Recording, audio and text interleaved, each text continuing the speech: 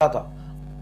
Hello बच्चों, तो कैसे हैं आप लोग। मैं मनीष राज, आपका एमआर सर। लास्ट लेक्चर में हमने प्योर रोलिंग मोशन पढ़ा था on an inclined plane and horizontal surface. Inclined plane पे ऑब्जेक्ट जब प्योर रोलिंग मोशन करता है तो उसका एक्सेलरेशन होता है जी साइन थीटा। ये तो सर एनएलएम का एक्सेलरेशन था ना, g sine theta smooth inclined plane पे। हाँ, बस सारा चीज वही होता है, जी साइन थीटा और एक्स्ट्रा टर्म आ जाएगा यहाँ पे एक बीटा। और बीटा की वैल्यू आपको याद होती है क्योंकि चार ही तरह का ऑब्जेक्ट होता है, रिंग, हॉलो सिलेंडर एक ही बात है, hollow sphere, disc and solid sphere. 0.5, 0.6, 0.66, 0.71, 0.5, 0.6, 0.66, 0.71। समझ आया। एक्सीलरेशन की वैल्यू आ गई। Translational by total kinetic energy का रेशियो होता है 0.5, 0.6, 0.66, 0.71, मतलब 50%, 60%, 66% और 71%। Rotational by total kinetic energy का रेशियो होता है 0.5, 0.4, 0.33, 0.28, मींस 50%, 40%, 33% एंड 28%। और translation bye rotational kinetic energy का जो रेशियो होता है, रिंग के लिए होता है 1:1 और डिस्क के लिए होता है 3:2 एंड देन 2:1। बहुत आसान है यार, कितना आसान है समझो। अब फ्रिक्शन की जैसी ही बात होगी, प्योर रोलिंग मोशन शुरू करने के लिए मिनिमम कोएफिशिएंट ऑफ फ्रिक्शन कितना होना चाहिए, तो प्योर रोलिंग मोशन शुरू करने के लिए मिनिमम कोएफिशिएंट ऑफ फ्रिक्शन होना चाहिए रिंग के लिए μ/2, दूसरा 2/5 म्यू किसके लिए, हॉलो स्फीयर के लिए, और डिस्क के लिए कितना, डिस्क के लिए सॉलिड सिलेंडर के लिए μ/3 एंड सॉलिड स्फीयर के लिए 2/7। यस यस यस 2/7 म्यू कितना, 2/7 tan theta, I am sorry 2/7 tan theta. Mu की वैल्यू निकाल रहे हैं तो tan थीटा के टर्म्स होगा, तो tan theta, 2/5 tan theta and 2/5 tan theta, 2/7 tan theta. बहुत आसान है यार, फिर कुछ बचा ही नहीं। इसके बाद क्या बचेगा सर, वेलोसिटी। तो वेलोसिटी अगर स्मूथ इंक्लाइन प्लेन पे बात करें तो नीचे जब पहुंचता है तो होता है √2gh, और रोलिंग मोशन करते हुए आएगा तो √2gh इंटू बीटा। बीटा की वैल्यू 0.5, 0.6, 0.66, 0.71। और इंक्लाइन प्लेन पे मैक्सिमम हाइट निकालिएगा। ध्यान दीजिएगा, अगर स्मूथ इंक्लाइन प्लेन पे रोल करता हुआ ऑब्जेक्ट ऊपर चला गया, स्मूथ इंक्लाइन प्लेन पे रोल करता हुआ ऑब्जेक्ट ऊपर चला गया, उसका मैक्सिमम हाइट होगा v²/2g। जो सेंटर ऑफ मास की वेलोसिटी था उसका होल स्क्वायर/2g। लेकिन अगर ऑब्जेक्ट रफ इंक्लाइन प्लेन पे रोल करता हुआ गया तो उसका मैक्सिमम हाइट होगा v²/2g। उसमें भी डाउट था कि v²/2g और नीचे बीटा लगाएं या ऊपर, तो जहां जी वहां बीटा, जहां जी वहां बीटा। बहुत आसान है यार, मतलब मैंने तो 50 सवाल के आंसर ही बता दिए तुम्हें अभी। अच्छा सर ठीक है, हॉरिजॉन्टल सरफेस पे इंक्लाइन प्लेन का जो आपने कंसेप्ट बताया था वो भी एक बार समझा दो। तो हॉरिजॉन्टल इंक्लाइन सरफेस पे जब किसी बॉडी को रखते हो, तुम देखो ना यार, 30 साल के नीट के पेपर देखो, एक ही सवाल मिलेगा तुम्हें, एक ही दो मिलेगा, है ना। Main important rolling motion on incline plane, horizontal surface वाला इंपॉर्टेंट नहीं। फिर मैंने वहां पे आपको बताया, ध्यान से सुनिएगा, ध्यान से सुनिएगा क्या बताया। अगर मैं सेंटर पे फोर्स लगाऊं तो उसका इफेक्टिवनेस F के बराबर ही रहता है, तो नेट फोर्स F बटा नेट मास M प्लस I/R²। अगर टॉप मोस्ट पॉइंट पे लगाऊंगा तो 2F बटा M प्लस I/R²। अगर मैं सेंटर से R/2 डिस्टेंस पे लगाऊंगा तो 3F/2 M प्लस I/R²। कितना आसान है यार एक्सेलरेशन निकालना। सर एक्सेलरेशन निकाल लेंगे, लेकिन अगर फ्रिक्शन पूछा तो, फ्रिक्शन पूछा तो बताऊं, बता दो फ्रिक्शन पूछा था, बता दूं। देख, friction is equal to FH/R minus K²/R² बटा H/R plus K²/1 plus K²/R²। हाँ सर, ये तो आप ही याद रख सकते हो, हम तो नहीं रखेंगे, मत रखो। तो एक्सीलरेशन आ गया तो फ्रिक्शन तो बहुत आसानी से निकल जाए। सही लिखा था फॉर्मूला। अच्छा, अगर एक्सीलरेशन आ गया तो फ्रिक्शन तो बहुत आसानी से आ जाएगा। हाँ बिल्कुल आ जाएगा।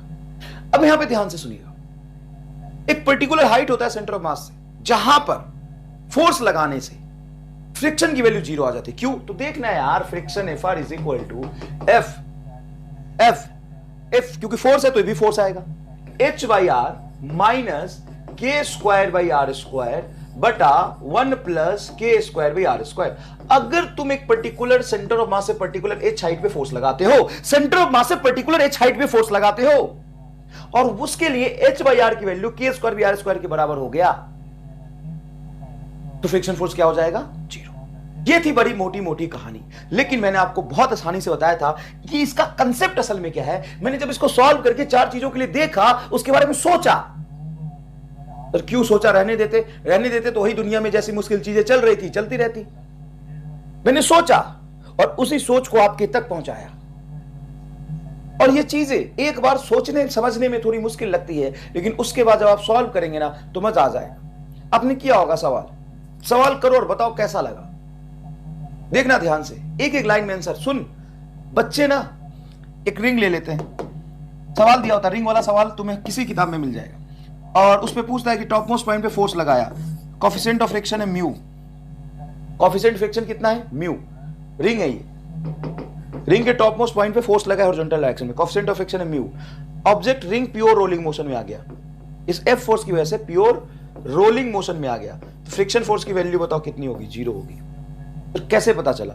तो सेंटर ऑफ मास से पर्टिकुलर एच हाइट पे जाऊंगा, अगर वो एच हाइट आर के कंपेरेबल, क्योंकि ये भी हाइट और ये भी हाइट, आर के कंपेरेबल डिस्टेंस पे फोर्स लगाऊंगा, तो ये बक्से में क्या है? बक्से में जो भी ऑब्जेक्ट है उसके मोमेंट ऑफ इनर्शिया का मल्टीप्लायर। जैसे रिंग का मोमेंट ऑफ इनर्शिया होता है mr स्क्वायर, तो उसका मल्टीप्लायर mr स्क्वायर का मल्टीप्लायर 1 है। डिस्क का होता है mr स्क्वायर बाई 2, तो उसका मल्टीप्लायर है 1/2। हॉलो स्फीयर का होता है 2/3 mr स्क्वायर, तो उसका मल्टीप्लायर है 2/3। सॉलिड स्फीयर का होता है 2/5 mr स्क्वायर, तो उसका मल्टीप्लायर है 2/5। अगर रिंग के लिए बात करूं तो h is equal to 1 r पे, डिस्क के लिए बात करूं तो h is equal to 1/2 r पे। इतने हाइट पे अगर मैं फोर्स लगाऊंगा, इतने हाइट पे, यहां से फिर से मैं बताता हूं, मान लो ये तेरा डिस्क है, क्या बेटा? डिस्क है। पढ़ा ही दिया पूरा एक बार और, कोई बात नहीं, चीजें थोड़ी मुश्किल होती है, 70% बच्चे तो इसको छोड़ ही देते हैं, लेकिन मैं तुम्हें एकदम आसान चीज बना रहा हूं, सवाल करके तो देखो, बिना कलम उठाए सवाल होगा। देखना, ये सेंटर ऑफ मास है, ये तेरा सेंटर ऑफ मास है, यहां से एच हाइट पे फोर्स लगा रहा हूं। अगर ये डिस्क होता, क्या होता बेटा? डिस्क, और h इज इक्वल टू है r/2, तो डिस्क के लिए सेंटर ऑफ मास से r/2 हाइट पे फोर्स लगाओगे तो फ्रिक्शन फोर्स एग्जैक्टली क्या हो जाएगा? 0। तो यहां पे देखो, डिस्क के लिए देखो, क्योंकि ये आया है 1/2r, मोमेंट ऑफ इनर्शिया का फ्रैक्शन हाइट पे, तो यहां पे। अब इससे अगर ऊपर फोर्स लगाओगे, कहां लगाओगे फोर्स? देखो ऊपर, कहां से ऊपर? इस पॉइंट से ऊपर, P पॉइंट मान लो, सेंटर ऑफ मास से P पॉइंट जिसकी हाइट h है, इस पर्टिकुलर h हाइट पे फोर्स लगाओगे और बॉडी प्योर रोलिंग मोशन कर रहा है, तो फ्रिक्शन की वैल्यू 0 होगी। ये तो इससे एक्सप्रेशन से आ रहा है ना, h/r minus k square v r square. अगर ये टर्म इसके बराबर हो जाए, देख ना फ्रिक्शन की वैल्यू कितनी होगी? ये इससे घट के 0 हो जाए।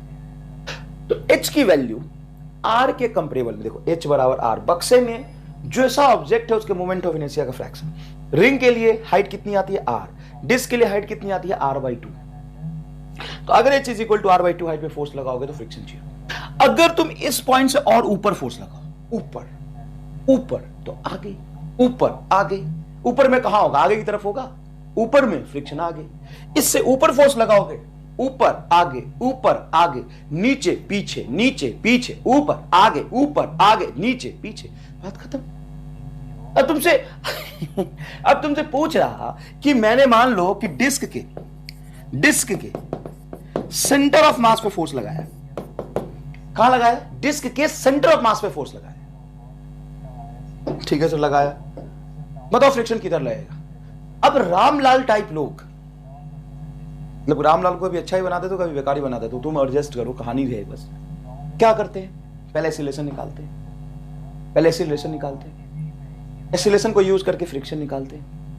अगर आगे माना था फ्रिक्शन पॉजिटिव आ गया तो आगे होगा, अगर आगे माना था फ्रिक्शन नेगेटिव आ गया तो पीछे होगा। ऐसे देखते हैं कि फ्रिक्शन आगे आएगा कि पीछे आएगा। ये कंसेप्ट, सवाल पूछा जाता है, तुम्हें देखने की जरूरत नहीं कि फ्रिक्शन निकालने के लिए एक्सीलरेशन, फोर्स, एक्सीलरेशन, टॉर्क, पता नहीं क्या क्या क्या देखने की जरूरत नहीं है। सीधा देखो, उस h हाइट से अगर नीचे लगा तो सेंटर ऑफ मास ही मेजर करते हो, सेंटर ऑफ मास पे लगा दिया तो हमेशा फ्रिक्शन पीछे ही लगेगा। उस h हाइट से अगर ऊपर, h हाइट से ऊपर आगे नीचे पीछे, तो इससे अगर पॉइंट से नीचे में लगाऊंगा फोर्स, इससे इस पर्टिकुलर h/2 हाइट से, तो फ्रिक्शन कहां लगेगा? पीछे। समझ आया कि नहीं आया? हाँ, यही चीज आपको समझना था, ठीक है बेटा। अब आइए, आज के लेक्चर में हम लोग पढ़ेंगे एंगुलर मोमेंटम। आज के लेक्चर में हम लोग पढ़ेंगे एंगुलर मोमेंटम। क्या आप लीनियर मोमेंटम जानते हैं क्या होता है? यस, लीनियर मोमेंटम होता है linear motion contain in a body. लिखने में कोई बुराई नहीं है, इसको मैंने आपको बहुत अच्छे से फील कराया। Linear motion content in body, so कहते हैं आप लीनियर मोमेंटम। लीनियर मोमेंटम को ऐसे भी लिख सकते हैं, external force is equal to dp vector by dt। Force is equal to dp vector by dt। Clear है ये बात? अब ध्यान से सुनना, मास से मल्टीप्लाई क्यों किया? बॉडी में कितना मोशन है वो मास पे डिपेंड करता है क्या? हाँ, मान लो तुम दौड़ते हुए आ रहे हो, रामलाल दौड़ता हुआ आ रहा है, 20 किलो का रामलाल दौड़ता हुआ आ रहा है, और जैसे खली दौड़ता हुआ आ रहा है सेम रफ्तार से। 20 किलो का रामलाल 20 मीटर पर सेकंड से, खली 2 कुंटल का 20 मीटर पर सेकंड से। किसको रोकना आसान होगा? रामलाल को रोक लेंगे, खली के आगे गए तो चिपक के मर जाएंगे। सही बात है। तो दोनों की स्पीड सेम है, लेकिन अमाउंट ऑफ मोशन की अगर बात की जाए तो खली में ज्यादा है। स्पीड सेम होते हुए अमाउंट ऑफ मोशन ज्यादा कैसे हो गया? क्योंकि उसका मास ज्यादा है, इनर्शिया ज्यादा है। ओहो। अगर मैं बात करूं एंगुलर मोमेंटम का, तो angular momentum is nothing but angular motion contain in a body. और एंगुलर मोशन किसी बॉडी में उतनी ज्यादा होगी जितना उसका मोमेंट ऑफ इनर्शिया ज्यादा है। जैसे बहुत छोटा सा एग्जांपल फील आ जाएगा तुम्हें, एक सॉलिड स्फीयर और एक ring, same mass same radius का सॉलिड स्फीयर रिंग दोनों घूम रहा। और ये सवाल पूछते बेटा, नीट का पूछा हुआ सवाल है, 2017-18 में सवाल पूछा है। एक सॉलिड स्फीयर एक रिंग दोनों घूम रहा सेम स्पीड सेम रफ्तार से। किसको रोकना आसान होगा? सॉलिड स्फीयर को। लिख ले इस बात को, लिखो अभी। Solid sphere and ring is rotating about the central axis of a same mass and radius with the same angular speed। Solid sphere ring दोनों एक सेंट्रल एक्सिस के अबाउट घूम रहा है विद द सेम स्पीड। किसको रोकना आसान होगा? सॉलिड स्फीयर को, क्योंकि उसकी मोमेंट ऑफ इनर्शिया कम है और रिंग का मोमेंट ऑफ इनर्शिया ज्यादा है। वाह यार, ये सही बात बताई। सवाल पूछा है वे? अच्छा, सवाल भी है ये। तो सर इसका मतलब रिंग को रोकना मुश्किल होगा। सॉलिड स्फीयर को आसान होगा तो रिंग तो मुश्किल होगा ही। अच्छा सर, रिंग को अगर रोकना मुश्किल हुआ, इसका मतलब रिंग की मोमेंट ऑफ इनर्शिया रिंग की मोमेंट ऑफ इनर्शिया ज्यादा है तो रिंग की एंगुलर मोमेंटम ज्यादा होगा। हाँ, angular momentum is nothing but angular motion containing a body. तो एल बराबर एंगुलर मोमेंटम, एल बराबर आई ओमेगा। सर ये आपको हिंट कहां से मिला? ई बराबर एम बी तो एल बराबर आई ओमेगा। प्योर रोटेशनल मोशन में, प्योर ट्रांसलेशनल मोशन में, बहुत इजी है। अब dp बाई dt फोर्स होता है तो यहां से टॉर्क बराबर हो जाएगा dl बाई dt। सेम वही चीज है, कोई खास बात नहीं है। एंगुलर स्पीड जितना ज्यादा होगा मतलब रोटेशनल मोशन उसमें उतना, एंगुलर मोशन उसमें उतना ज्यादा है। ठीक है बेटा, चलो सर ये तो बहुत अच्छे समझ आ गए। तो एम बी आई ओमेगा एक ही बात है। मास ज्यादा तो अमाउंट ऑफ लीनियर मोशन ज्यादा, मोमेंट ऑफ इनर्शिया ज्यादा तो अमाउंट ऑफ एंगुलर मोशन ज्यादा, ओमेगा के भी प्रोपोर्शनल होगा। यहां तक बहुत अच्छे से समझ में आ गई। लेकिन जैसे sir torque is equal to R cross F लिखा था आपने, या मोमेंट ऑफ इनर्शिया आई बराबर एम आर स्क्वायर लिखा था, मतलब आई रोटेशनल मास है तो इसका रिलेशन लीनियर मास एम के साथ था, या टॉर्क आपने लिखा था तो आर क्रॉस एफ लिखा था। तो पहला सवाल, क्या एल और पी में भी कोई रिलेशन होता है? पहले सवाल है, क्या एल और पी में भी कोई रिलेशन होता है? दूसरी बात, सर ये जो एंगुलर मोमेंटम है ये किस चीज से रिलेटेड है? एंगुलर मोशन से। और एंगुलर मोशन हो रहा है ये कैसे पता चलेगा? मेरी बात सुनिएगा, यहां से सब कुछ पिक्चर क्लियर करा दूंगा, देखना मुश्किल होता है इसको समझना, लेकिन तुम्हें फील दिला दूंगा। एक बात बताओ, एंगुलर मोमेंटम मतलब एंगुलर मोशन, एंगुलर मोशन कैसे पता चलता है? तो लीनियर मोशन कैसे पता चलता है? तो मोशन का डेफिनेशन क्या है? If position is changing then object is in motion. If position is not changing then object is at rest. If position is changing with respect to time then that is called displacement. मतलब अगर object का position change हो रहा है तो displacement होगा, और displacement हुआ तो लीनियर मोशन है। अच्छा, तो एंगुलर मोशन कैसे पता चलेगा? If direction of position vector is changing then object is in angular motion, angular rotational motion। अगर ऑब्जेक्ट के किसी पार्ट, ऑब्जेक्ट का पोजीशन वेक्टर चेंज नहीं हो रहा तो उसमें एंगुलर मोशन नहीं होगा, क्योंकि angle between final and initial position vector, initial position vector is angular displacement theta, angular displacement theta। और किसी टी टाइम में थीटा ट्रेवल किया तो वहां पे एंगुलर स्पीड हो जाएगा delta theta by delta T average वाला और इंस्टेंटेनियस वाला हो जाएगा डी थीटा बाई डी। तो थीटा होता क्या असल में? तो थीटा होता है पोजीशन वेक्टर के बीच का एंगल, उसको कहते हैं आप एंगुलर डिस्प्लेसमेंट। इस बात का फील आपको मैं यहां दिला देता हूं। देखो मान लो यहां पे एक पार्टिकल है बेटा, मान लो यहां पे एक पार्टिकल है यहां पे अभी, तो सेंटर से इसका पोजीशन वेक्टर ये होगा, यस होगा। अभी पार्टिकल है, थोड़ी देर पार्टिकल इस सर्कमफ्रेंस पे चलता चलता सर्कुलर मोशन में चलता चलता यहां आ गया, तो इसके पोजीशन वेक्टर का क्या चेंज हुआ? लेंथ चेंज हुआ क्या? पोजीशन का मैग्नीट्यूड चेंज हुआ क्या? नहीं। क्या चेंज हुआ सर? इसका डायरेक्शन चेंज हुआ। और ये इसका है फाइनल पोजीशन वेक्टर, ये इसका है इनिशियल पोजीशन वेक्टर। एकदम अच्छे से सिखाया था। तो ये होगा एंगुलर डिस्प्लेसमेंट, ये है आपका angular displacement. Angle between final position vector and initial position vector is angular displacement. अगर पोजीशन वेक्टर का डायरेक्शन चेंज नहीं होगा तो एंगुलर डिस्प्लेसमेंट नहीं होगा। एंगुलर डिस्प्लेसमेंट नहीं है तो एंगुलर मोशन नहीं, एंगुलर मोशन नहीं तो एंगुलर मोमेंटम नहीं। बहुत आसान सी भाषा में समझाया है, ठीक है बेटा। अब सुनो, मान लो कि रामलाल यहां पे खड़ा,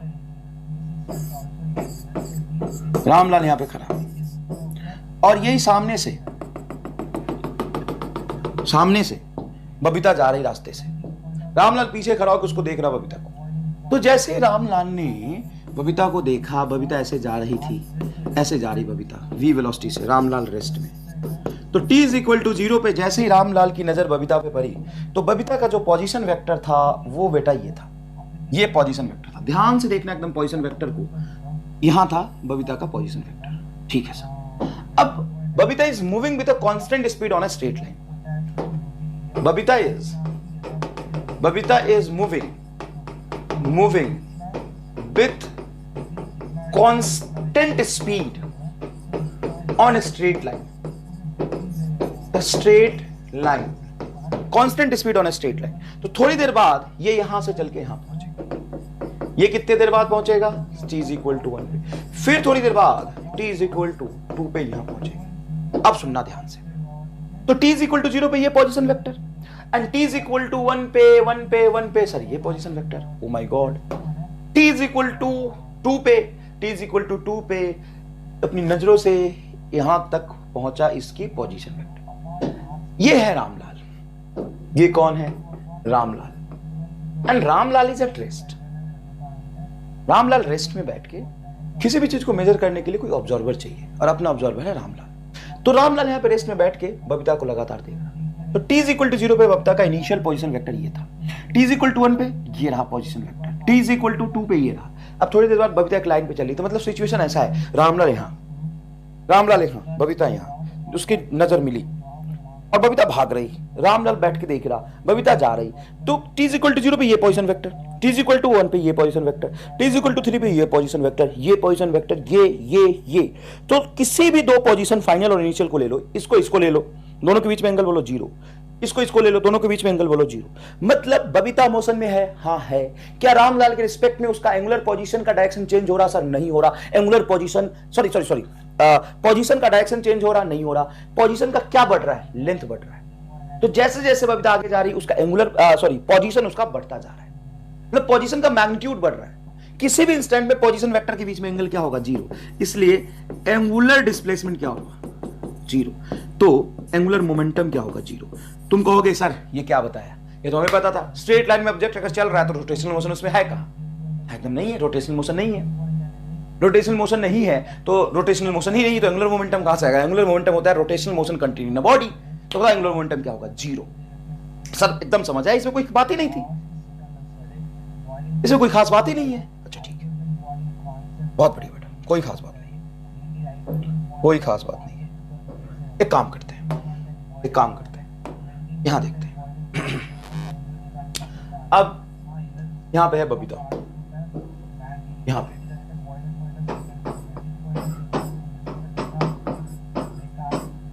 और इस स्ट्रेट लाइन पे चल रही है। सर फिर से स्ट्रेट लाइन की बात कर रहे हो? जब स्ट्रेट लाइन की बात कर रहे हो तो सीधा चल रहा है ना यार, तो उसमें एंगुलर मोमेंटम कहां से आ जाएगा? Moving with constant speed on straight, लिख दिया है मैंने, स्ट्रेट पाथ। इस बार रामलाल लाल यहां खड़ा, रामलाल यहां खड़ा,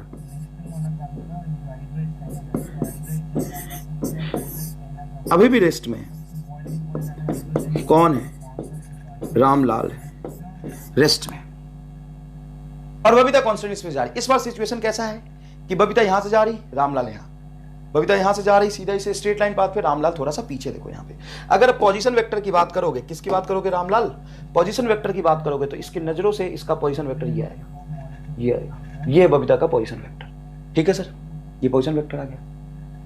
अब जैसे ही यहां से बबीता गुजरी, रामलाल का नजर पड़ा, रामलाल यहां बैठा, कुर्सी पे बैठा, पैर टूट गया, रामलाल का भाग नहीं सकता, कुर्सी पे बैठा हुआ रामलाल, टूटा हुआ पैर लेकर कुर्सी पे बैठा हुआ रामलाल उदास से जा भी नहीं सकता।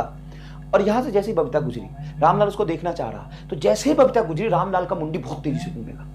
तो मुंडी क्यों घूमेगा? तो यहां पे नजर थी रामलाल की, यहां पे बबीता पे नजर थी रामलाल की। अब बबीता आगे जा रही, रामलाल का नजर घूम रहा, बबीता आगे जा रही, रामलाल का नजर घूम रहा। तो जैसे ही सामने से निकलेगा, जैसे ही सामने से बबीता निकली, रामलाल का मुंडी तेजी से घूमा। बबीता ऐसे जा रही, रामलाल का मुंडी ऐसे। कभी किनारे पे, रोड के किनारे खड़े हो जाना और किसी को जाते हुए देखना, देखा ही होगा, देखते रहते हो, और कोई काम तो है नहीं, रोड के किनारे बैठ के जाते हुए लोगों को देखा है? नहीं देखा है तो आज चले जाना, है ना। पिताजी पूछे कहां जा रहे हो, तो मैं रोड पे किनारे बैठ के लोगों को देखने जा रहा हूं। बहुत सही, उसके बाद तो तुम जो होगा समझना, लेकिन अभी समझो एंगुलर मोमेंटम। तो देखो फिजिक्स एकदम फील करने वाली चीज है। फॉर्मूला पे मैं जा ही नहीं रहा, फॉर्मूला पे चाहूं तो 1 सेकंड में बता दूं, मैं जा ही नहीं रहा, तुम्हें पूरा फील दिला दूंगा। आंसर निकालना कितना आसान हो जाएगा देखना। रोड के किनारे थोड़ी दूर पे बैठ जाओ। सर बैठ गया, रोड के किनारे थोड़ी दूर पे बैठ गया। अब यहां से कोई गुजरे, उसको एकदम नजरों से, तीखी नजरों से देखो, समझ में आया कि नहीं है? अब जैसे ही वो आगे जाएगा रोड पे, सीधा स्ट्रेट पाथ पे, तुम्हारा मुंडी ऐसे घूमेगा, और जैसे वो आगे जाता जाएगा, तुम्हारे मुंडी घूमने का रफ्तार देखना धीरे धीरे कम जाएगा। वहां जाता रहेगा तो वैसे देखो, पहले तेजी से जैसे ही गुजर हूं, और बाद में तुरंत मुंडी धीरे धीरे घूमता रहेगा। मतलब बबीता चल के जब यहां पहुंचे, कहां पहुंची बबीता, या 1 सेकंड के बाद बबीता यहां पहुंच जाएगी। बबीता स्ट्रेट लाइन पाथ पे चल रही है, इसको कोई मतलब नहीं रामलाल से। बबीता नाराज है, इसको कोई मतलब नहीं रामलाल से। तो जैसे यहां पहुंचा तो रामलाल इस तरफ देख रहा। अच्छा, मतलब पोजीशन वेक्टर का डायरेक्शन चेंज हो गया। पोजीशन वेक्टर जितना डायरेक्शन चेंज किया, जितना एंगल घूमा है, उसी को एंगुलर डिस्प्लेसमेंट कहते हैं। थोड़ी देर बाद अगर बबीता यहां है, नजर है इसकी भी रामलाल की तरफ, लेकिन जा रही आगे भी स्पीड से, तो जैसे ही यहां से मिलाओगे तो इसका पोजीशन वेक्टर है, फिर से एंगुलर डिस्प्लेसमेंट होगा। सर यहां पे बबीता के भागने का जो तरीका था, क्या उसी तरीके से बबीता भाग रही? हाँ, यहां भी बबीता वैसे ही तरीके से भाग रही, लेकिन यहां पे एंगुलर डिस्प्लेसमेंट हो गया। मतलब यहां पे एंगुलर मोमेंटम आएगा, एंगुलर मोमेंटम आएगा not equal to 0, angular momentum आएगा, क्योंकि एंगुलर स्पीड आ गया। तो एंगुलर स्पीड कैसे है? अरे यहां से यहां तक किसी 1 सेकंड में गया है, तो टोटल एंगल, मतलब total angular displacement by time angular speed आ जाएगा। सर अब बच्चा सवाल पूछता है कि सर हमको एक चीज बताइए, जब दोनों सवाल सेम हैं तो दोनों का आंसर अलग कैसे हो सकता है? और ऐसे बच्चों को उठा के मैं सीधा युगांडा की घाटियों में फेंक देता हूं, सीधा फेंक देता हूं, वहीं पे जाके गिरता है। बची हुई जिंदगी वही अंधेरे गलियों में, घाटियों में गुजारता है वो, अगर ऐसा सवाल पूछ लिया तो क्यों सर? सवाल तो एकदम जेन्युइन है, सवाल तो एकदम जेन्युइन है कि सर यहां पे बबीता सीधी भाग रही, वहां भी बबीता सीधी भाग रही, वहां पे रामलाल के रिस्पेक्ट में बबीता का एंगुलर मोमेंटम 0 है, यहां पे रामलाल के रिस्पेक्ट में बबीता का एंगुलर मोमेंटम 0 नहीं है। ये कैसा सवाल करा रहे हो सर? सुन ध्यान से, दोनों सही है। ये तो पहले क्लास में ही बताया था मैंने, मैकेनिक्स के पहले क्लास में, कि तुम्हें क्या दिखेगा वो इस बात पर डिपेंड करता है कि तुम देख कहां से रहे हो। क्या एक बॉडी मोशन में हो सकता है किसी पर्टिकुलर फ्रेम ऑफ रेफरेंस से, और दूसरे के रिस्पेक्ट में रेस्ट में भी हो सकता है। बस में तुम बैठे, तुम्हारे सामने बैठा, इसको देख रहे हो, बस में तुम भी बैठे, ये भी बैठी, बस में तुम भी बैठे, ये भी बैठी, इसको कैसे देखोगे? चलते हुए कि रेस्ट में? सर रेस्ट में, 0 है, रेस्ट में है। और बाहर से कोई देखेगा तो मोशन में देखेगा। तो पहली बात हो गई थी कि तुम्हें क्या दिखेगा वो इस बात पर डिपेंड करता है कि तुम देख कहां से रहे हो। आगे से देखोगे तो कुछ और दिखेगा, पीछे से कुछ और दिखेगा। अब तुम्हें क्या देखना है वो इस बात पर डिपेंड करता है। अरे सब जगह से एक ही जैसा दिखता है क्या? नहीं, डिपेंड करता है कि तुम कहां से देख रहे हो। इसीलिए बबीता कैसी दिखेगी, उसका एंगुलर मोमेंटम होगा या नहीं होगा, ये डिपेंड करता है कि रामलाल कहां से बैठ के देख रहा है। रामलाल है तुम्हारा ऑब्जर्वर, फ्रेम ऑफ रेफरेंस, घर है इसका युगांडा में। समझ आया कि नहीं? एकदम फील वाली बात है। ठीक है सर, यहां पे देखो सर, इसका मतलब यह है कि मान लो कि पार्टिकल यहां था, सर्कुलर पाथ पे चलते हुए जब पार्टिकल यहां आएगा तो एक्जेक्टली वेलोसिटी के, देखो ये वेलोसिटी वेक्टर, ये देखो वेलोसिटी वेक्टर के परपेंडिकुलर है। यहां पे देखो ये एंगुलर डिस्प्लेसमेंट है, ये वेलोसिटी और ये पोजीशन वेक्टर, ये वेलोसिटी ये पोजीशन वेक्टर। तो ये वेलोसिटी कर क्या रहा है, ये वाला वेलोसिटी का क्या कर रहा है, due to this velocity only direction is changing,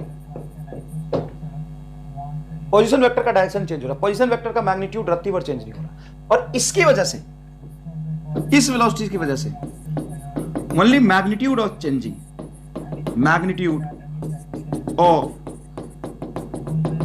position vector changing, इन दोनों को कंपेयर करो अच्छे से, तुम्हें दिखाई देगा अगर वेलोसिटी पोजीशन वेक्टर के पैरेलल है तो वेलोसिटी जिधर जा रही उधर ही पोजीशन वेक्टर, तो वेलोसिटी पोजीशन वेक्टर के लेंथ को बढ़ाएगा, और पोजीशन वेक्टर के परपेंडिकुलर अगर वेलोसिटी जैसा सर्कुलर मोशन में होता है तो ये पोजीशन वेक्टर के मैग्नीट्यूड को, लेंथ को नहीं बढ़ाएगा, डायरेक्शन को चेंज करेगा, और डायरेक्शन चेंज हुआ मतलब एंगुलर डिस्प्लेसमेंट आएगा, और लेंथ चेंज हुआ मतलब लीनियर डिस्प्लेसमेंट आएगा। बताओ समझ आया कि नहीं? दम सर, दम फील आया। अब सुनो, यहां पे क्या था, तो यहां पे दोनों थी, असल में इस पॉइंट पे तो एक्जेक्टली परपेंडिकुलर है तो यहां से डायरेक्शन चेंज हुआ, लेकिन यहां पे देखोगे तो इधर वेलोसिटी और इधर पोजीशन वेक्टर, ये पोजीशन वेक्टर, ऑब्जर्वर और ऑब्जेक्ट के बीच में जो पोजीशन होता है उसको कहते हैं, लेंथ होता है उसको बोलते हैं पोजीशन वेक्टर, और स्टार्ट्स फ्रॉम ऑब्जर्वर, ऑब्जर्वर इसको देख रहा है तो इसकी पोजीशन वेक्टर ये, वेलोसिटी ये, तो ना तो ये पैरेलल है ना परपेंडिकुलर है, मतलब इसकी वेलोसिटी की वजह से इसका लेंथ भी बढ़ेगा और डायरेक्शन भी चेंज होगा। अगर एक्जेक्टली परपेंडिकुलर है तो डायरेक्शन चेंज होगा, तो पूरा का पूरा एंगुलर वाला कंसेप्ट आ जाएगा, और एक्जेक्टली पैरेलल है, एक्जेक्टली पैरेलल तो डायरेक्शन चेंज ही नहीं होगा। समझ में आ गया? अब तुम्हें एंगुलर मोमेंटम फील दिला दूंगा। तो ये तो रहा था एंगुलर मोमेंटम, ये बेटा था एंगुलर मोमेंटम का ही फॉर्मूला है, लेकिन एक स्पेशल केस में आता है। असल में एंगुलर मोमेंटम क्या होता है और समझो बेटा, एक बार समय लगता है 10 मिनट का, लेकिन समझ जाओगे तो सवाल करने में समय नहीं लगा। देखो ध्यान से, यहां पे ओरिजिन के रिस्पेक्ट में एक पार्टिकल यहां पे है, इसी इंस्टेंट पे, जिसका मास है m और वेलोसिटी वेक्टर है ये v। क्या v और पोजीशन वेक्टर एक दूसरे के परपेंडिकुलर है? नहीं, नहीं है सर, ये इसका मास। अब इस वेलोसिटी वेक्टर की तरफ इसका मोमेंटम वेक्टर होगा mv, मास से मल्टीप्लाई करके अपने मोमेंटम लिख लिया, ठीक है। इस वेलोसिटी वेक्टर का एक कंपोनेंट आएगा इस तरफ, कैसे सर? तो किसी भी चीज का रेक्टेंगुलर कंपोनेंट ले सकते हैं ना, ये थीटा अगर x एक्सिस से है तो वेलोसिटी x एक्सिस की तरफ है, पोजीशन वेक्टर को एक्स्ट्रा प्लॉट करूंगा तो इसी लाइन में आएगा, तो वेलोसिटी का एक कंपोनेंट होगा इसकी तरफ जो कि होगा v sin थीटा, और v सॉरी v, देखो v का कंपोनेंट थीटा की तरफ लोगे तो ये होगा v cos थीटा, और ये होगा तुम्हारा v sin थीटा। अब ईमानदारी से बताओ, इतना मेहनत इसलिए किया था कि तुम ईमानदारी से कुछ बता पाओ, बता भाई। ये पोजीशन वेक्टर और इधर ये वेलोसिटी पैरेलल, इस v cos थीटा की वजह से क्या हो सकता है सर? v cos थीटा की वजह से एंगुलर मोशन नहीं आएगा, क्योंकि ये पोजीशन वेक्टर के पैरेलल है, ये सिर्फ लेंथ चेंज करेगा। Oh my God. और दूसरा, ये जो v sin थीटा है वो पोजीशन वेक्टर के एग्जैक्टली परपेंडिकुलर, देखो यहां से देख लो, मतलब इसकी वजह से डायरेक्शन चेंज होगा, डायरेक्शन चेंज होगा, मतलब due to this angular momentum will define, इसकी वजह से एंगुलर मोमेंटम डिफाइन होगा। अब एंगुलर मोमेंटम हमें लिखना है, तो angular momentum L vector is equal to होगा, एक बात बताओ, मान लो मैं यहां पे एक बॉल ले लेता हूं, कुछ नहीं है क्या, ये ले लेता हूं, ऑब्जेक्ट ले लेता हूं, इसको रस्सी से बांध देता हूं और इसको छोटे से रेडियस में घुमाता हूं, इस रेडियस में, बहुत छोटे से रेडियस में, इस रेडियस में घुमाना आसान होगा और बड़े रेडियस में घुमाना मुश्किल होगा। मतलब अगर बड़े रेडियस में कोई पार्टिकल घूम रहा है तो उसका मोमेंट ऑफ इनर्शिया ज्यादा है, जिसके वजह से उसकी रेडियस ज्यादा, डिस्टेंस ज्यादा, तो मोमेंट ऑफ इनर्शिया ज्यादा है, जिसकी वजह से उसको रोकना मुश्किल होगा। जितना पार्टिकल एक्सिस से दूर जाता है उसको रोकना उतना मुश्किल होता है। इसीलिए अगर मैं एंगुलर मोमेंटम ओरिजिन के रिस्पेक्ट में देख रहा हूं, ओरिजिन मींस 0,0 के रिस्पेक्ट में देख रहा हूं, तो जितना ज्यादा पोजीशन वेक्टर होगा एंगुलर मोमेंटम उतना ज्यादा होगा, तो पोजीशन वेक्टर आर। और इस पोजीशन वेक्टर के परपेंडिकुलर डायरेक्शन में जो वेलोसिटी वेक्टर आएगा, या इससे मैं m से मल्टीप्लाई कर लूं, क्योंकि मास जितना ज्यादा तो उसका मोमेंट ऑफ इनर्शिया ज्यादा, तो वेलोसिटी से काम नहीं चलेगा, इसको mv से मल्टीप्लाई करूंगा, तो ये हो जाएगा मोमेंटम का वो कंपोनेंट जो परपेंडिकुलर है, मोमेंटम का वो कंपोनेंट जो परपेंडिकुलर वो है mv sin थीटा। ये दोनों एक दूसरे के परपेंडिकुलर, एग्जैक्टली परपेंडिकुलर वाला कंपोनेंट हमने। तो एंगुलर मोमेंटम हो जाएगा, देखो यहां से एंगुलर मोमेंटम हो जाएगा R vector, sorry RP sin theta. और किसी भी फॉर्मूले में अगर साइन थीटा आ जाए, इसका मतलब वो क्रॉस प्रोडक्ट के वजह से डिफाइंड है। तो इसको आप लिख सकते हैं angular momentum is equal to R vector cross P vector. Feel करो फिजिक्स को, मतलब मुझे लग गया, मुझे 20 मिनट लग गया इसको समझाने। मैं चाहता तो डायरेक्ट फॉर्मूला लिख देता और मैं बोल देता आर क्रॉस पी होता है आरपी साइन थीटा। मैं तुम्हें कंसेप्ट फील दिला। अच्छा एक बात बताओ, कोई जिसने भी एंगुलर मोमेंटम कभी पहली बार डिफाइन होगा, ऐसा तो नहीं है जब से धरती तब से एंगुलर मोमेंटम है, जब से धरती तब से एंगुलर मोमेंटम है या नहीं? किसने डिफाइन किया होगा? तो क्या सोच के डिफाइन किया? सुबह सपना देखा कि एंगुलर मोमेंटम होता है आर क्रॉस पी, और सुबह उठ के आके लिख दिया एंगुलर मोमेंटम होता है आर क्रॉस पी, और पूरे किताबों में छप गए, और R cross P cross product, इसलिए वहां पे साइन थीटा आ गया। थीटा 0 तो एंगुलर मोमेंटम 0 हो जाएगा, थीटा 180 तो एंगुलर मोमेंटम 0 हो जाएगा, थीटा 90 तो एंगुलर मोमेंटम मैक्सिमम हो जाएगा। क्या उसने किताबों में लिख दिया? आ गया एंगुलर मोमेंटम? नहीं। तो ऐसे थोड़ी ना कुछ भी लिख देगा और सही हो जाएगा। उसने पहले एक्सपेरिमेंट किया होगा, पहले सोचा होगा एंगुलर मोमेंटम कैसे डिफाइन हो सकता है, अच्छा पहले महसूस किया होगा, कई बार गलत लिखा होगा, मानता ये बात, कई बार गलत लिखा होगा। न्यूटन ने जिन Newton's law of gravitation formula derive किया, एक बार एप्पल सर पे गिरा और न्यूटन्स लॉ ऑफ ग्रेविटेशन नहीं आ गया। हजारों बार उसने एप्पल गिराए, कभी बिल्डिंग पे जाके, कभी पहाड़ पे जाके, कभी ट्रेन में बैठ के, कहां नहीं गिराया उसने एप्पल, कहां नहीं गिराया उसने एप्पल। जाके 4-5 साल तक एप्पल गिराता रहा, तब जाके उसने नियम दिए। कई बार गलत लिखा, फिर जाके उसको सही करता रहा, गलती ढूंढता रहा और उसको इंप्रूव करता रहा। तो एंगुलर मोमेंटम भी बहुत मुश्किल से किसी को समझ आया होगा, उसने कई गलतियां की होगी, फिर सही लिखा होगा। तो एक बात ईमानदारी से बताना मुझे प्लीज, अगर मैं तुम्हें एंगुलर मोमेंटम का डायरेक्ट फॉर्मूला लिख दूं तो क्या ये जस्टिफाइड है? सर आपने एंगुलर मोमेंटम का फॉर्मूला लिख दिया आर क्रॉस पी, अरे जिसको डिफाइन करने में किसी ने अपनी जान लगा दी, जीवन दे दिया पूरा, उसको मैं बड़ी आसानी से एल बराबर आर क्रॉस पी लिख दूं ना? उसको फील करना होगा।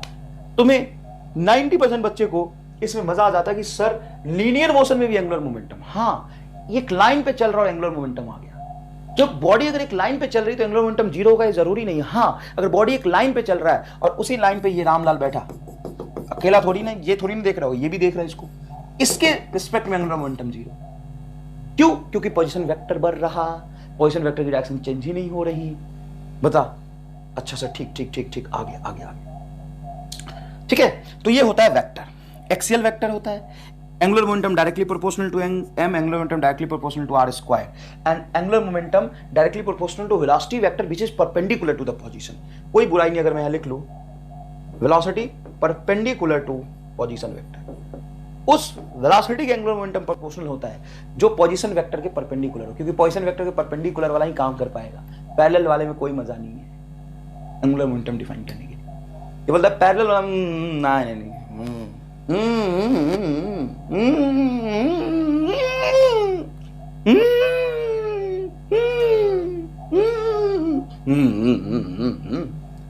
ये बढ़िया ये अरे बढ़िया ये से आ जाएगा, इधर पोजीशन इधर वेलोसिटी, अरे बहुत सही नहीं, अरे नहीं, इसमें मजा ही नहीं है, इसमें होगा ही नहीं, हो ही नहीं पाएगा, पैरेलल वाले में हो ही नहीं पाएगा। अब ठीक मजा है कि नहीं? परपेंडिकुलर। तो देखिए यहाँ पे वेक्टर है, डायरेक्शन किधर होगा? Perpendicular to axial vector, axis की तरफ होगा एक तो, और दूसरी तरीके से डिफाइन कर सकते हैं क्रॉस प्रोडक्ट में, perpendicular to R and P vector, P और आर के परपेंडिकुलर होगा। कहीं भी एंगुलर मोमेंटम और लीनियर मोमेंटम का डॉट प्रोडक्ट निकालोगे तो जीरो ही आएगा।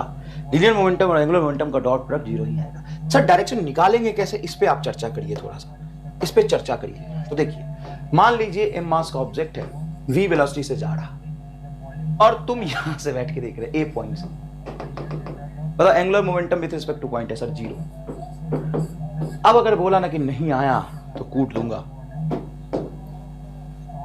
यहां से बैठ के देख a के रिस्पेक्ट एंगुलर मोमेंटम जीरो, क्यों? क्योंकि इसका पोजीशन वेक्टर और वेलोसिटी वेक्टर पैरेलल है। अच्छा, यहां से बैठ के देख लो, मान लो b के रिस्पेक्ट में, तो ये इसका पोजीशन वेक्टर, तो एंगुलर मोमेंटम अबाउट b, अगर ये r है तो m भी r एग्जैक्टली देखो परपेंडिकुलर है, डायरेक्शन किधर होगा?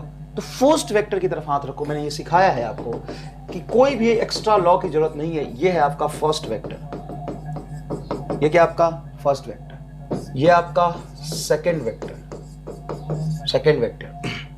अब फोर फिंगर को फर्स्ट वेक्टर की तरफ रखो और उसको टर्न करो सेकंड वेक्टर की तरफ, थंब आपको दे देगा एंगुलर मोमेंटम। देखो 20 के रिस्पेक्ट में देख लो, जैसा टॉर्क था वही है यहाँ भी। टॉर्क देखने के लिए भी आप एक्सिस ऑफ रोटेशन पे जाते थे, एंगुलर मोमेंटम देखने के लिए भी जहां आप ओरिजिन मानोगे वहां एक्सिस ऑफ रोटेशन होगा। उससे पोजीशन वेक्टर की तरफ हाथ रख दो, देखो किधर है पोजीशन वेक्टर, नीचे। अब नीचे हाथ रख दिया, वेलोसिटी की तरफ घुमा दो, मोमेंटम की तरफ घुमा दो। अरे लीनियर मोमेंटम, अब कैसे घुमाओगे? तो 90% बच्चा ऐसे हाथ तो रख लेता है और घुमाता है ऐसे। अरे रामलाल मना किया था ना, ऐसे हाथ थोड़ी नहीं घूम सकता है, ऐसे ऐसे भी नहीं घूम सकता। सर कैसे घुमा ले तू? ऐसे रखना हाथ और यहां से फ्लिप कर ऐसे। बता एंगुलर मोमेंटम कहां है? बाहर। तो एंगुलर मोमेंटम कहां होगा? डॉट बाहर, आउटवर्ड।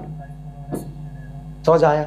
मान लो पार्टिकल है v वेलोसिटी से चल रहा और यहां से बैठ के देख रहा हूं c से, ये r है, तो एंगुलर मोमेंटम होगा mvr और ये होगा तुम्हारा अंदर inward, inward to the plane. देखो ये पोजीशन वेक्टर, ओरिजिन से हमेशा पोजीशन वेक्टर देखते हैं। वेलोसिटी कहां है, कहां है, कहां? ऐसे, इधर है, इधर इधर मोड़ने के लिए हाथ ऐसे लाओगे अंदर। ये डायरेक्शन की थोड़ी बात की अपन। अब अपन आते सीधा सवाल पे, मजा आने वाला। देखो क्या कह रहा, angular momentum about origin, a particle is moving on a straight line. साफ साफ दिख रहा है ये m मास का पार्टिकल है, moving on a straight line, moving on straight line, moving on a straight line, straight line path पे चल रहा है।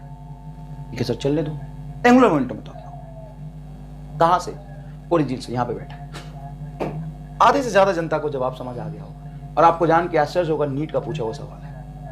डायरेक्ट फॉर्मूला से निकालोगे तो भी आ जाएगा, लेकिन तुम्हें फील आ गया है यार कि यहां से बैठ के देखेंगे तो ये इसका पोजीशन वेक्टर और ये वेलोसिटी, दोनों के बीच में एंगल है 180 डिग्री। तो ऐसे भी फॉर्मूला से भी निकालोगे तो एंगुलर मोमेंटम होगा L बराबर R cross R T sine 180। Sine 180 की वैल्यू होती है 0। लेकिन सर ये चलता चलता, अगर ये पार्टिकल सर चलता चलता यहां पहुंच गया, बताओ पार्टिकल अगर चलता चलता यहां पहुंच गया, पार्टिकल अगर चलता चलता यहां पहुंच गया, तो उस इंस्टेंट पे इसका वेलोसिटी वेक्टर होगा आगे v, बिल्कुल होगा, और पोजीशन वेक्टर ये होगा r। तो r और v पैरेलल हो गया, तो अभी भी तो एंगुलर मोमेंटम जीरो, मतलब किसी भी इंस्टेंट पे एंगुलर मोमेंटम कांस्टेंट रहेगा। सर जीरो रहेगा? अरे कांस्टेंट रहेगा। अरे सर जीरो रहेगा, बात एक ही है। सर जीरो और कांस्टेंट होना एक ही बात है क्या? नहीं, जीरो और कांस्टेंट होना एक ही बात नहीं है, लेकिन L इज जीरो ऑलवेज। कोई भी वैल्यू अगर हमेशा वही बना रहे, दैट्स मतलब वो कांस्टेंट है। तो जब भी ऑब्जेक्ट स्ट्रेट लाइन पाथ पे चलता है तो उसका एंगुलर मोमेंटम कांस्टेंट रहता है। कैसे? वो अभी फील कराऊंगा। आओ देखो यहां, object is moving on a straight line of equation y is equal to b। y is equal to b का मतलब है कि x की वैल्यू कुछ भी हो, y बराबर b है, मतलब पैरेलल टू x एक्सिस। देखो y is equal to b, ये स्ट्रेट लाइन y बराबर b से पास करता हुआ येलो कलर से बना है, moving on a straight line with constant velocity.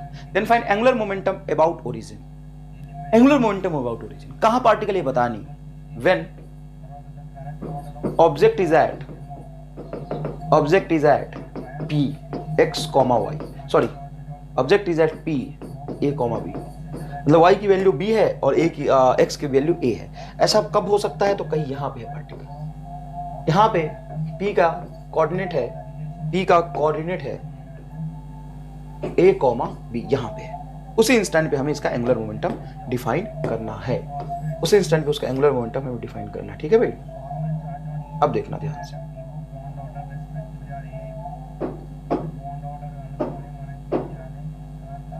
ये लाइन बना लेते हैं ऐसे ही। अब यहां पे पार्टिकल है, पहले अगर पोजीशन वेक्टर की बात करोगे तो ओरिजिन से एंगुलर मोमेंटम लिखना है, तो ओरिजिन से ही अपन पोजीशन वेक्टर देखेंगे। तो पोजीशन वेक्टर क्या होगा ओरिजिन से, पार्टिकल जब पी पे है तो यहां था, ये होगा इसका पोजीशन वेक्टर। ठीक है सर, ये पोजीशन वेक्टर आ गया। अब फील करना इस बात को, ये आपका पोजीशन वेक्टर। पोजीशन वेक्टर होता क्या है बेटा, पोजीशन वेक्टर होता है कि ओरिजिन से बैठ के पार्टिकल को मिला देते हैं, जहां पे ऑब्जेक्ट है उसको मिला देंगे, वो पोजीशन वेक्टर हो जाएगा। तुम यहां से बैठ के देख लो, पार्टिकल अभी वहां है, पोजीशन वेक्टर से मिला देंगे। अगर पार्टिकल यहां होता तो ये पोजीशन वेक्टर, पार्टिकल यहां होता तो ये पोजीशन वेक्टर होता, और वेलोसिटी उसकी एक्स एक्सिस में। अगर आप मोमेंटम की बात करेंगे तो मोमेंटम हो जाएगा mv आई कैप, मतलब अलोंग एक्स एक्सिस। पूरा का पूरा पार्टिकल, m मास का पार्टिकल एक्स एक्सिस में चल रहा है। अब मुझे एंगुलर मोमेंटम लिखना है, तो एक तो है मजदूरी वाला तरीका जो किताबों में आपको दिखेगा, खूब दिखेगा, और एक है MR स्टार बेसिक कंसेप्ट वाला तरीका। आपको मैं मजदूरी वाला तरीके से एक बार फील दिलाता हूं, सुनो। ये पोजीशन वेक्टर और ये वेलोसिटी, तो यहां से साफ साफ देखो कि इस वेलोसिटी का दो कंपोनेंट हो जाएगा, एक होगा इस तरफ, अगर ये एंगल मैं यहां से थीटा मान लेता हूं, एज्यूम कर लेता हूं, लेट, तो ये भी एंगल थीटा होगा। तो P का कंपोनेंट देखो ना, मास हो गया m और वेलोसिटी v, तो P mv हो गया मोमेंटम। मोमेंटम का ये component P cos theta position vector के पैरेलल है, तो उससे एंगुलर मोमेंटम डिफाइन नहीं होगा। पोजीशन वेक्टर के परपेंडिकुलर आएगा बेटा P sin theta. Yes sir, P sin theta, perpendicular parallel component लिया है बस, तो एंगुलर मोमेंटम हो जाएगा m v sin थीटा। देखो मोमेंटम लिखा है which is perpendicular to this position vector and this position vector is r।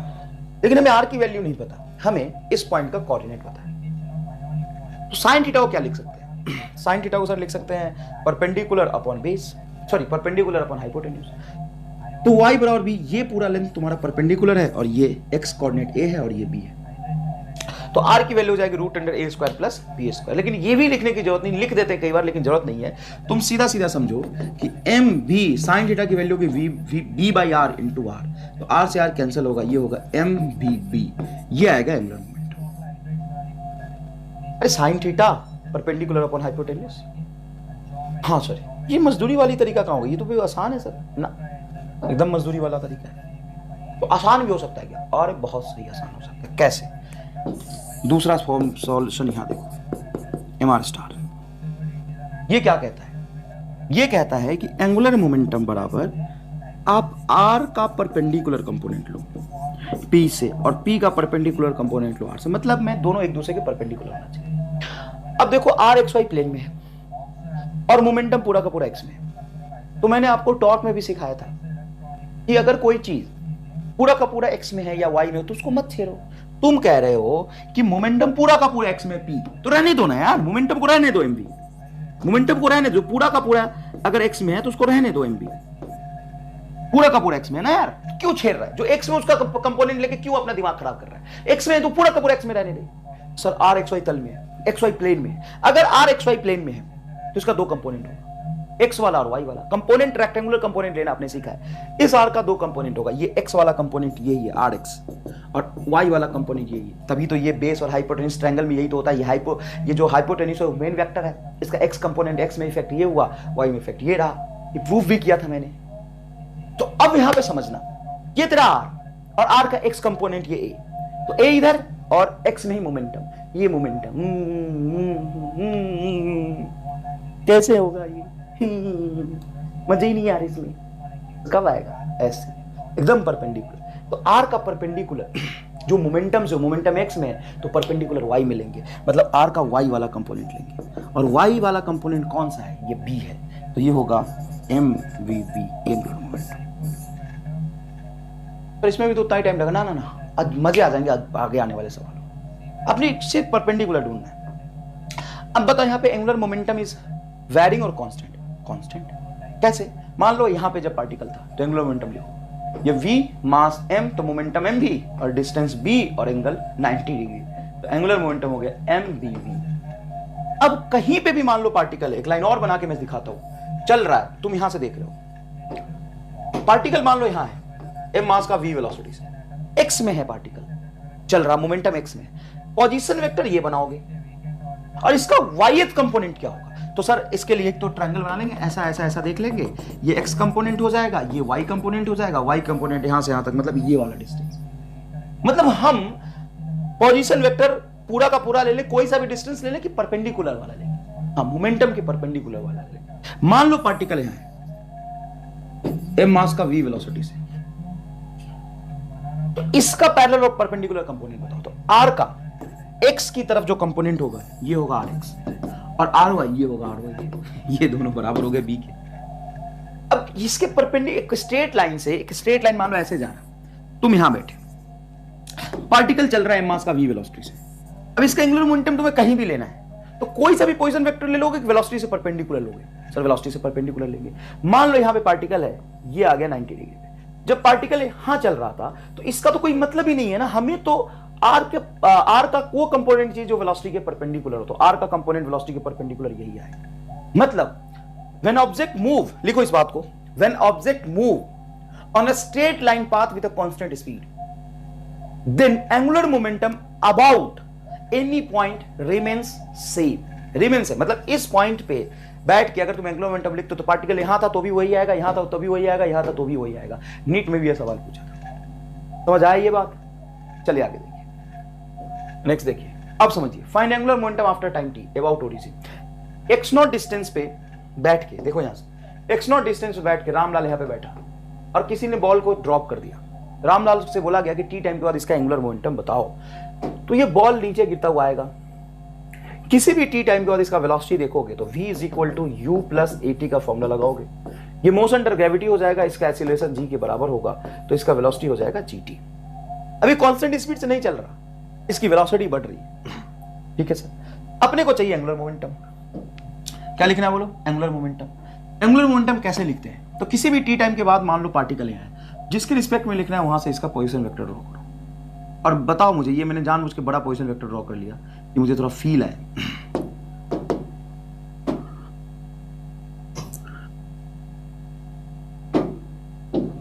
ये देखो पार्टिकल इस लाइन पे चलता हुआ नीचे आएगा, इस लाइन पे सर, इस लाइन पे चलता हुआ नीचे आएगा। तो किसी भी इंस्टेंट पे वेलोसिटी वेक्टर इधर है तो मतलब मोमेंटम वेक्टर इधर है, p वेक्टर इधर होगा। किसी भी इंस्टेंट पे p वेक्टर इधर होगा और पोजीशन वेक्टर इधर होगा।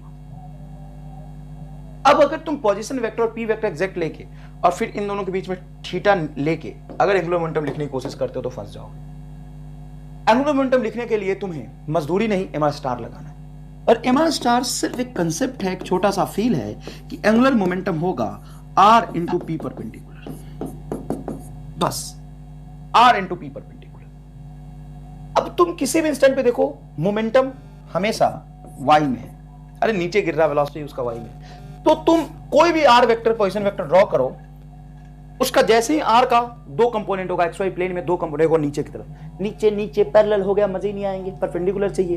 तो इस r का परपेंडिकुलर देखिए, ट्रायंगल ऐसे है, यहाँ पे पार्टिकल है, तो इस r हाइपोटेन्यूज, ये यहाँ पे मान लो कुछ अगर एंगल थीटा है तो ये होगा इसका हॉरिजॉन्टल कंपोनेंट और ये होगा इसका वर्टिकल। अपने को r का वर्टिकल लेना नहीं, हॉरिजॉन्टल लेना, वो x नॉट है, तो सिंपल आ गया answer x naught M V हो गया, एम वी और v की वैल्यू gt, तो होगा m x naught g into T, ये एंगुलर मोमेंटम हो गया। तुम कहते हो इसका डायरेक्शन बताओ, तो ये होगा इसका पोजीशन वेक्टर। असल में इफेक्टिव पोजीशन वेक्टर तो यही है। तो ये पोजीशन वेक्टर, वेलोसिटी कहाँ है? नीचे, मोमेंटम नीचे, पोजीशन वेक्टर देखो यहां से इधर अंदर की तरफ, क्रॉस इनवर्ड, दैट्स इट। कोई खास बात नहीं यार। अच्छा यहां पे देखना, find angular momentum about origin. एक पार्टिकल स्ट्रेट लाइन पाथ पे चल रहा, ये पार्टिकल यहां से स्ट्रेट लाइन पाथ पे चल रहा, ये x एक्सिस को 3 पे कट गया, y एक्सिस को 4 पे कट गया, इस स्ट्रेट लाइन पाथ पे ऐसे चल रहा है। तो ओरिजिन पे बैठ के एंगुलर मोमेंटम निकालो। सबसे पहला सवाल है सर कब का एंगुलर मोमेंटम निकालो? किस इंस्टेंट का? इस इंस्टेंट का मतलब सर पार्टिकल जब यहां है तब किया है, तब यहां है, तब यहां है, तब यहां है, तब यहां है, तब कब का? तो स्ट्रेट लाइन पे चल रहा है कांस्टेंट स्पीड से, v से, देखो v नॉट से, एंगुलर मोमेंटम सेम रहेगा। अच्छा अगर एंगुलर मोमेंटम सेम है तो हमें वेलोसिटी से परपेंडिकुलर r चाहिए। हाँ, तो ये लाइन पे चल रहा है, तो कोई सा भी अपन पोजीशन वेक्टर नहीं लेंगे, वो पोजीशन वेक्टर लेंगे जो इसके लाइन ऑफ मोशन से, मतलब वेलोसिटी से, मतलब मोमेंटम से परपेंडिकुलर होगा। अपने को ये r परपेंडिकुलर लेना है। तो सर r परपेंडिकुलर कैसे निकलेगा? जैसे यहां पे एक सवाल मैं तुम्हें दिखाऊं, मैंने दिया था टाइप करने के लिए, एक सवाल नहीं लिया उन्होंने, नहीं लिया, नहीं लिया, कोई बात नहीं, मैं तुम्हें करा देता हूँ। नीट का पूछा हुआ सवाल है, बहुत पहले पूछा था AIPMT में। सवाल बेटा ऐसे पूछा था, ये y एक्सिस है, ये x एक्सिस है, और एक पार्टिकल इस लाइन पे चल रहा, किसी इंस्टेंट पे m मास का पार्टिकल v वेलोसिटी से चलता हुआ p पे था, और वही m मास का पार्टिकल v वेलोसिटी चलता हुआ इसी स्ट्रेट लाइन पे चल रहा है q पे। तो p पे था तो एंगुलर मोमेंटम था LP, और q पे जब था तो एंगुलर मोमेंटम था LQ, ओरिजिन के रिस्पेक्ट में, ओरिजिन के रिस्पेक्ट में। तो बोला था कि कौन सा एंगुलर मोमेंटम ज्यादा होगा, बराबर होगा। 0,0 ओरिजिन है भाई। कैसे? तो स्ट्रेट लाइन पे चल रहा है v स्पीड से। तो मान लो जब पार्टिकल यहां था ना, महसूस करने इसको, पार्टिकल जब यहां था इसका ये पोजीशन वेक्टर होगा, पार्टिकल जब यहां होगा तो ये पोजीशन वेक्टर होगा। एम भी मोमेंटम कांस्टेंट है, पोजीशन वेक्टर तो ज्यादा होगा, लेकिन हमें ये पोजीशन वेक्टर लेना ही नहीं, हमें वेलोसिटी के परपेंडिकुलर लेना है। और इस लाइन पे अगर वेलोसिटी तो उसका परपेंडिकुलर कंपोनेंट ये है। अपने को दोनों के लिए एंगुलर मोमेंटम लिखने के लिए परपेंडिकुलर कंपोनेंट ये v, ये 90 डिग्री यहीं से बनेगा, इसलिए एंगुलर मोमेंटम सेम आएगा। अब यहां पे देखो, हमें एंगुलर मोमेंटम लिखना तो हमें मोमेंटम वेक्टर से परपेंडिकुलर डिस्टेंस लेना पड़ेगा। तुम किताबों में देखोगे इसका सॉल्यूशन बहुत प्यार से, बहुत आराम से, इत्मीनान से, अच्छे से करते हैं कि स्ट्रेट लाइन पाथ पे चल रहा, ये है 3 पे कट गया, मतलब यहां से यहां की लेंथ 3 है और ये है 4, ठीक है। तो कहते हैं कि अपन tan थीटा निकाल सकते हैं बड़े आराम से। हाँ, tan theta is equal to होता है perpendicular upon base 4/3, tan theta होता है परपेंडिकुलर अपॉन बेस 4/3। हाँ सब, चलो 4/3 देखो ना, ये 4 परपेंडिकुलर है बेस, तो थीटा हो जाएगा आपका 53 डिग्री, थीटा हो जाएगा आपका 53 डिग्री। ये 3 है और ये 4 है, फिर थीटा क्या हो जाएगा 53 डिग्री, 4/3 53 डिग्री। अब ये 53 डिग्री आ गया, और हमें चाहिए था ये वाला डिस्टेंस, ये वाला डिस्टेंस, ये एंगल अगर 53 डिग्री है तो एक छोटा सा ट्रायंगल इसको मान सकता हूं मैं। इसके लिए ये हो जाएगा हाइपोटेन्यूज। देखो एंगल, ये एंगल हमेशा बेस और हाइपोटेन्यूज के बीच बनता है, तो ये हाइपोटेन्यूज, ये बेस, तो ये परपेंडिकुलर। तो यहां से sin 53 degree, sin 53 degree is equal to sin 53 मतलब perpendicular, r perpendicular upon hypotenuse, hypotenuse हो जाएगा ये 3, ये हाइपोटेन्यूज। तो r perpendicular is equal to हो जाएगा 3 इंटू sin 53 डिग्री होता है 4/5, तो ये हो जाएगा 12/5। तो एंगुलर मोमेंटम लिखोगे m, देखो m स्पीड v0 और परपेंडिकुलर डिस्टेंस ये 12/5। ये है किताबों का मेथड। अच्छा चलो सर बच गए, ये किताबों का मेथड है, नहीं करना। तुम्हें एंगुलर मोमेंटम अगर फील आया होगा तो तुम्हें MR स्टार से ये जवाब बहुत आसानी से और तुरंत सही निकल जाएगा, एकदम सही निकाल दूंगा तुरंत से। पर कैसे? तो अगर एंगुलर मोमेंटम कांस्टेंट है, पार्टिकल जब इस पॉइंट पे था तो इसका वेलोसिटी वेक्टर इधर है, हाँ सर इधर है, इसका पोजीशन वेक्टर इधर है, हाँ ये पोजीशन वेक्टर है। अपने को पोजीशन वेक्टर से परपेंडिकुलर डिस्टेंस लेना है, सॉरी पोजीशन वेक्टर अगर ये पूरा का पूरा है तो इस वेलोसिटी वेक्टर का परपेंडिकुलर कंपोनेंट इधर आएगा, इस वेलोसिटी वेक्टर का परपेंडिकुलर कंपोनेंट इधर आएगा। अब इस वेलोसिटी वेक्टर का परपेंडिकुलर कंपोनेंट अगर आप ऊपर लेते हो तो ये है तुम्हारा v0, और इस v0 का ये कंपोनेंट हो जाएगा v0 sin थीटा। क्या हो जाएगा? v0 sin theta. ये एंगल है तुम्हारा 53 डिग्री, ये एंगल क्या है बेटा 53 डिग्री। अगर ये एंगल तुम्हारा 53 डिग्री, ये एंगल है 53 डिग्री, तो देखो ये है तुम्हारा पोजीशन वेक्टर, ये पूरा का पूरा पोजीशन वेक्टर, तो एंगुलर मोमेंटम हो जाएगा ये पोजीशन वेक्टर 3। एंगुलर मोमेंटम क्या होगा? ये पोजीशन वेक्टर 3, ये पोजीशन वेक्टर क्या हो जाएगा 3, और मास m, और इसका perpendicular component v0 sin theta. तो ये v0 और sin 53 डिग्री, sin 53 डिग्री आ जाएगा, sin 53 डिग्री आ जाएगा परपेंडिकुलर अपॉन बेस, तो ये हो जाएगा तुम्हारा 4/5। तो ये 4/5, कहां से आवाज आने लगा इतना, 4/5, तो ये हो जाएगा आपका 12mv0/5। यही आया था क्या? यही आया था। तो हम यहां से भी एंगुलर मोमेंटम बहुत आसानी से निकाल सकते हैं। अगर एंगुलर मोमेंटम कांस्टेंट, इस बात का फील तुम यहां से भी ले सकते हो, यहां से भी ले सकते हो कि मान लो पार्टिकल v0 से इधर चल रहा है, ये ओरिजिन के रिस्पेक्ट में एंगुलर मोमेंटम लिखना है, ये 4 है, तो एंगुलर मोमेंटम लिख सकते हो पोजीशन वेक्टर ये 4 मल्टीप्लाई मास इसका m और v0, मास इसका हो जाएगा m v0 और v0 का ये वाला कंपोनेंट। सर ये वाला कंपोनेंट 53 है तो ये 53 आएगा, तो cos आ जाएगा, हाँ तो लिखो cos 53, cos 53 की वैल्यू होती है 3/5, तो लिखोगे 4mv0 इंटू 3/5, तो ये हो जाएगा 12mv0/5, ये आ जाएगा आपका एंगुलर मोमेंटम। तो एंगुलर मोमेंटम आप कहीं से भी निकालो, कहीं से भी एंगुलर मोमेंटम निकालो, वो तो सेम आ रहा है। तो आपको जरूरी थोड़ी नहीं कि इतना मेहनत करने जाओ आप। 3 बार मैंने निकाल दिया एक ही सवाल को, अलग अलग जगह पे एंगुलर मोमेंटम हर जगह है, 12 MB not by 5, 12 MB not by 5, 12 MB not by 5। समझ आया कि नहीं है? नेक्स्ट नेक्स्ट देखो, अरे ये तो अपने अभी समझाए आपको। नेक्स्ट देखो, object is projected with speed u at an angle theta, then find angular momentum after time t when it is at maximum height. Angular momentum at time t when it is at maximum height. जब particle maximum height पे पहुंचेगा तभी उसका angular momentum define करना है। जब particle maximum height पे पहुंचेगा तभी उसका एंगुलर मोमेंटम डिफाइन करना है। मान लो ऑब्जेक्ट को u velocity and theta angle पे प्रोजेक्ट किया, जब पार्टिकल यहां आया तो उसका m वेलोसिटी होगा u cos theta x axis की तरफ, उसका वेलोसिटी किधर होगा? x एक्सिस की तरफ होगा। अब पोजीशन वेक्टर अगर तुम निकालोगे तो ये आएगा इसका पोजीशन वेक्टर ओरिजिन के रिस्पेक्ट में। आपको ओरिजिन के रिस्पेक्ट में ही लिखना है, तो ओरिजिन के रिस्पेक्ट में ये इसका पोजीशन वेक्टर आएगा, ये इसका पोजीशन वेक्टर हो गया r। एंगुलर मोमेंटम देखना कितने आसानी से मैं लिख देता हूं। एंगुलर मोमेंटम होता है p perpendicular into r perpendicular. p किधर है, किस तरफ है p बताओ? p किस तरफ है? p x की तरफ है, तो ये मैं लूंगा p का x की तरफ, और r हमें x वाला चाहिए ही नहीं, तो इस r का x कंपोनेंट देखना इस r का x कंपोनेंट ये होगा और इसी r का y कंपोनेंट ये होगा। ये y तुम्हारा h के इक्वल होगा और x वाला r/2 होगा। तो हमें मोमेंटम x में है तो x वाला पोजीशन लेना ही नहीं, मोमेंटम x में है तो मुझे y वाला पोजीशन लेना है। मुझे इसमें कोई इंटरेस्टेड नहीं है, मुझे तो ये देखना है कि r का वो कंपोनेंट जो p के परपेंडिकुलर उसका काट दो, सॉरी उसको पैरेलल है उसको काट दो, p x में और r का कंपोनेंट x वाला काट दो, y वाला हो गया h, तो ये हो जाएगा तुम्हारा h। आंसर आ गया। बोलो m वेलोसिटी, बोलो मोमेंटम, बोलो m u cos theta into h, ये आंसर आ गया। समझ आया कि नहीं है? बेटा थोड़ा सा कुछ काम चल रहा है बिल्डिंग के बाहर, डिस्टर्बेंस हो रहा है, तो मैं चेक करता हूं। अगर वो डिस्टर्बेंस कंटिन्यू रहा तो आई एम सॉरी। मैं ये लेक्चर संडे को कंप्लीट करके दे दूंगा, क्योंकि अपने को अभी एंगुलर मोमेंटम के कंजर्वेशन पे अपने पहुंचने वाले हैं। एंगुलर मोमेंटम लिखना सिखा दिया, अभी और सिखाऊंगा। रोलिंग मोशन में एंगुलर मोमेंटम लिखना सिखाऊंगा और कंजर्वेशन ऑफ एंगुलर मोमेंटम के सवाल कराऊंगा।